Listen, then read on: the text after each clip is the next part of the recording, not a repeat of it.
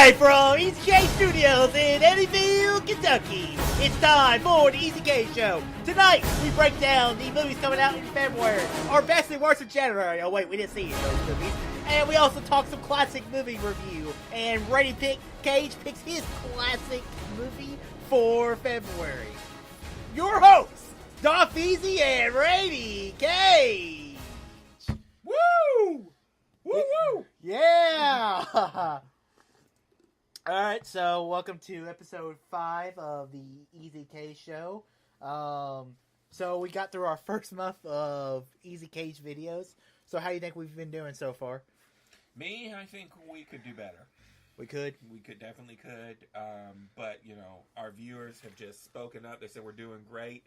Our Patreon is going crazy. So we're just going to keep on going. Hell yeah. Alright, so the first part of this show is our best and worst. I didn't see any movies for February, and you only saw one, I believe? I saw one. So, which movie was that again? That would be The Maze Runner, The Death Cure. I almost said The Scorched Trials. That was the second one, I believe. The second one, yeah. So, since you only seen one, which one would that rank under? Your best, or is it a bad movie? It's not bad. I actually liked it more than the last two Maze Runners.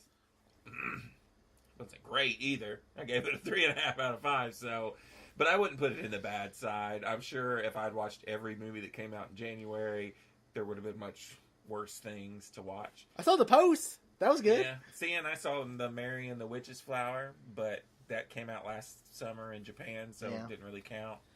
And there was some things I wanted to see. I wanted to see that Gerard Butler movie, Den of Thieves. It looks terrible. It looked terrible. But I just never got around to it. I may go see it this weekend, but, you know, it's January for a reason. All right, so let's move on to a little brighter time, to February. So maybe some movies I'll actually go see at theaters. All right, so the first weekend in February 2nd, we have the movie Winchester coming out. That's about that house where the lady built a bunch of... just kept building on it. Yeah. And then it's just a haunted house that people go to in California or something. Have you seen the trailer? I saw something. So is this a house called the Winchester, or is there Winchester? Is it Winchester rifles?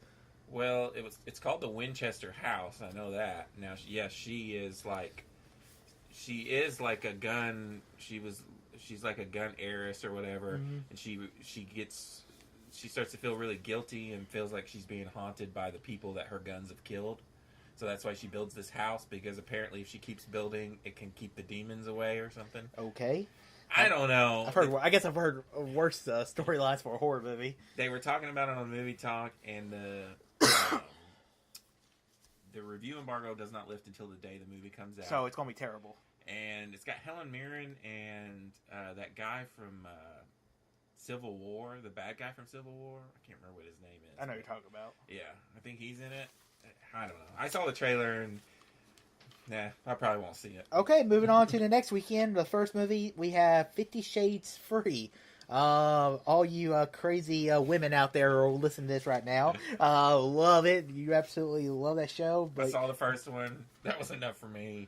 Didn't see the second one. Will not see the third one. I've seen bits and pieces of them all. It's not even like... Here's the thing. Good smut. Here's the thing.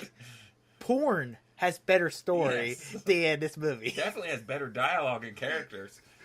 Gosh. And at least those are halfway sexy. So that's all I'm going to say. I mean, I feel bad for the one girl because I think she's actually a half decent. Dakota Johnson. Yeah, I believe she's a talented actress, but yeah, well, she needs some better material. That's for sure. Yeah, or get a better agent. Get that Jai Courtney agent. And then the other movie coming out is the 15-7 to Paris. Mm-hmm. So what do you think about this one? It's Clint Eastwood. He seems to take things that you think couldn't even be a movie and make decent movies out of. I mean, Sully a couple years ago was really good, and that was about a 30-second event. So this is the same kind of thing, it seems like to me. He's taking... The difference, I think, between this one and that one is because Sully, you bring in the great Tom Hanks. That's true. This one, you bring in two guys who never acted a day in their life. Yeah. I guess these were the actual guys at the event or something. Yeah. So, I mean... I remember that one horrible war movie that starred the Navy SEALs, Act of Valor, where I thought some of the action scenes were shot pretty well, but just the acting alone is terrible. I mean, you never know. These two guys could break in on scene, and when Clint Eastwood brings his mind to it, he can do really great And work. Clint Eastwood has done this before. He cast a lot of unknown people. But as the lead, in Gran Torino, no, he was the lead in Gran Torino. Yeah, see? So, but yeah, I don't know. This would be something I'm kind of interested in seeing, but it's not like I'm gonna run out and see it opening night or anything. Like I can catch it later. But it looks halfway interesting. all right. And then the other movie coming out that weekend is The Great Peter Rabbit. What do you think about this? Oh my gosh, no, just no. Donald Gleason, what are you doing? I mean, that's an easy paycheck for Donald Gleason. You can tell who's the girl. Is it the Rachel Byrne chick from Neighbors? Rose Byrne. Rose Byrne. Is it Rose Byrne? I don't know. I think so. Yeah. Yeah, you're right. Yeah. Yeah, she's hot. Yeah. But you know, you never know. This could be the next Paddington or something. Or it looked like even in the trailer was just a bunch of slapstick humor. Ugh.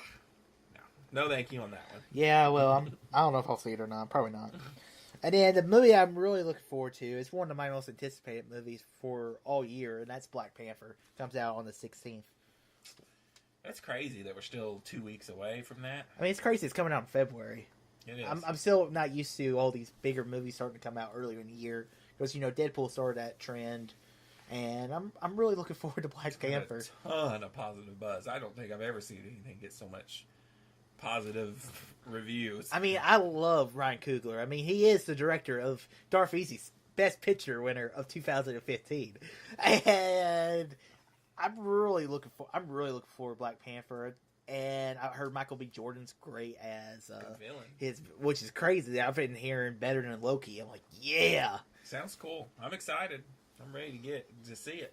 yeah. Sure. That'll be an opening night Oh yeah, movie. yeah. I'm looking forward to seeing that opening night as well. And then on the 23rd, we have Annihilation coming out with one of your former girls, Natalie Portman. She's still in my top 5 for sure. Yeah, and this is the guy, Alex Garland, who did Ex Ex Machina. Machina, which I really liked. And he's bringing back his Oscar Isaac. Yeah, Oscar Isaac's Yep. in it. It looks very interesting. I've never seen Ex Machina. I might watch it before. I'll watch this one, might not. You never know with me. He does make kind of like thinking man sci-fi, and this even looks a lot like that movie Villeneuve did last year. Arrival? Before. Yeah, it's got that kind of feel to it because it's just some kind of weird alien bubble, and they go into it, and weird stuff's happening. I really like the thinking man sci-fi. I know you're more the cheesier man sci-fi. But I like them both, but yeah, I find myself watching more of the thinking man's sci-fi where they have to walk into this mysterious unknown and completely change their mindset of what's going on. So not Valerian and Fifth Element. Oh my God. That doesn't do it for you. Oh God, no. I like them both, but I will agree with you. I kind of tend to go towards more of the popcorny, cheesier sci-fi sometimes because they're just entertaining and fun to laugh at. All right, then the final movie coming out is Game Night. Yeah, I'm pumped for this movie. This could be terrible. It could be, but that first trailer was so funny. I love that first trailer. And I haven't really heard anything about it since, but I always get confused. It's not Jason Sudeikis in this one, is it? It's Jason Bateman, isn't it? yeah, Bateman. And yeah. then Rachel I get McAdams, yeah. and then it's got Coach Tyler from Friday Night Lights. Yeah. And, this looks like it could be a good movie. It could be a good, funny movie, but, you know, I don't get excited for comedies Just the that whole often. bit where they're like, where they think it's a real game, or they think it's a game and they're actually being like robbed or something in the trailer, was just cracking me up. That alone, and who knows what they're all going to go. But yeah, could be good, could be bad. You never know with comedies. This is a good weekend, though. If Game Night's good, I could see both movies on a Friday night, or I could just go see Annihilation Thursday if Game Night turns out to be god-awful. Yeah. All right, now that ends our movie preview for the month of February, but we're not done. It's time to go into the vault. We're going to do classic movie review. Back in last month at the season premiere of this show, I made Rainy Cage watch His Girl Friday. So, what did you think about it? His Girl Friday. Now, what year was this again? 1940. 1940. Dang. So this is older than Casablanca. Yes. Well, once again, like Casablanca, at first I was like, what am I watching? But the more I just threw away like some things that were bugging me about it, and I started to really like it. It's so fast paced. It's like it felt like a freaking Aaron Sorkin movie at times. The dialogue was just kept on a coming, and sometimes it felt like a play. And then I went and read up on it after I got done finishing, and it is based off of like originally it was a play, and then they turned it into a movie, and flipped the roles of the guy and the girl, which I thought was pretty interesting. But it was good. I enjoyed it. It was funny.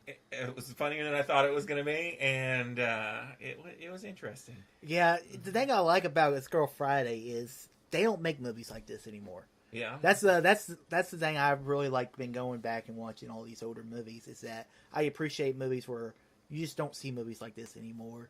The one line I always remember, he's like, "Oh, he wouldn't make an honest girl about you." He's like, "Well, that's absolutely true." And then it's just so quick witted, and it's just hilarious. The great Cary Grant is amazing in this movie, and the stuff with the cops. It's a great movie, and I'm glad you finally liked an older movie that's not made in the 1990s.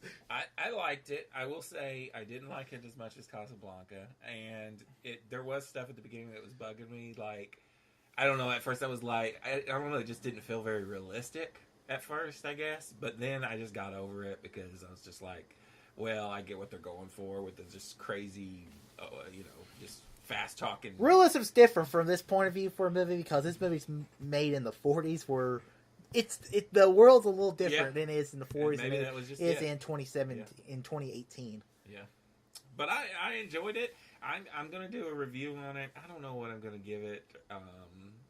Well, you can save your score for the actual review. But I enjoyed it. It was a good pick. Well, thank you. Now it's time to talk about what you're going to make me watch next month. Well, this month. Yeah, the past couple weeks, I've been brushing up on my romance movies for a future wink, podcast. Wink, wink. And so I went back and watched Eternal Sunshine of the Spotless Mind. I rated it real high when I saw it originally, and I wanted to rewatch it. And it's so good. So that's what I'm going to make you watch because you had said you'd never seen it. And it's got Jim Carrey in there, and it's a romance movie. It's not a rom-com. It's got kind of some sci-fi elements in there. It's about erasing your memory stuff. It's very, very good, though. And it's shot like a Tarantino movie. You cut in and out of stuff. So I think you'll like it. I don't know if I'd call it classic, like we said, because it's 2004, but I mean, we're over. It's 14 years old, so that's it's pretty old. Yeah, it is. All right, so that ends episode 5 of the Easy Cage Show. Follow us both on our Twitters at Darth Easy and at Rainy Cage, whatever his other, or is it A Rainy Cage? My Twitter is A Rainy Cage. A Rainy Cage. Follow us there, and always follow us more for fun podcasts. So, guys, I'll see you next week. Peace out.